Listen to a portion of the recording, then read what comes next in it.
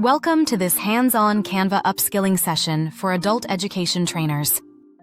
Our goal is simple.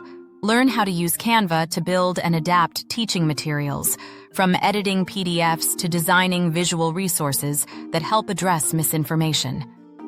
Designed for trainers, especially those working with migrant learners who want practical, reusable visual learning materials for their classes.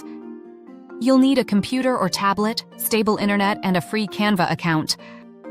You'll learn to upload and edit PDFs, add text, images, links, create visual materials, work with templates and icons, and export or share via link for collaboration. We'll show you some tips for Canva, then you can try it, adapt it to your course, and publish a class-ready resource. You'll leave with skills to make your own visual and interactive materials that support critical thinking.